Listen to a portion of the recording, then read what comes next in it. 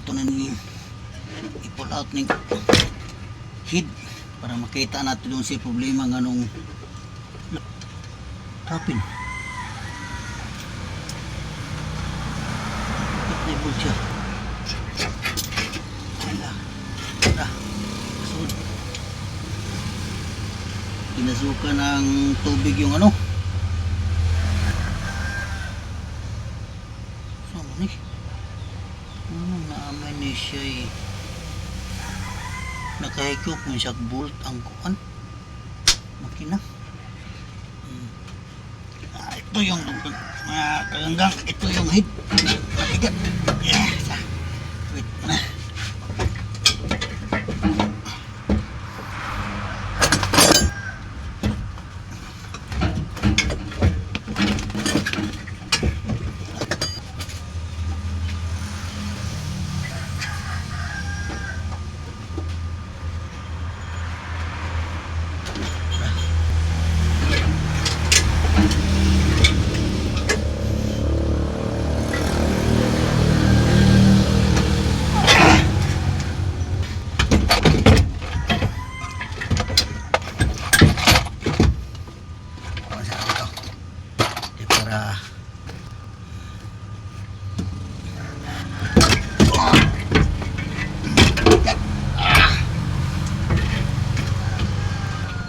No? Ito yung hinungdan kaga nga musugwak yung tubig oh. Yan ha. Yan. Oh, maitim na ang isig pa gitna sa to pa. Nasisira yung ano, yung gasket.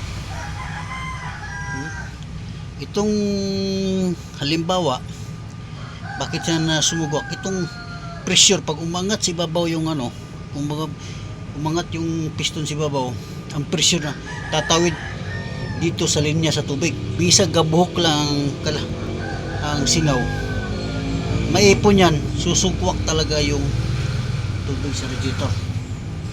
So ito yun ang problema niya. Yan. Yan o. Maitim yung isig kadulo, sunog. Kumbaga yung isig ka ano, sigit ka pagitan ng isig ka piston butas yan sa pati nito sunog oh. Yun ang dahilan nga sa noon. Hindi ito yung dahilan pag overheat po na bibig na nagaganito to dahil sa sobrang init, pero ang number one nito, naubusan talaga itong tubig, pinatakbo to na walang tubig. Yun ang pinaka dahilan. Yun ang mga unang vlog ko sa inyo nga kailangan check up na bago takbo yung sakyanan, kailangan siya i-check upin mo ang tubig.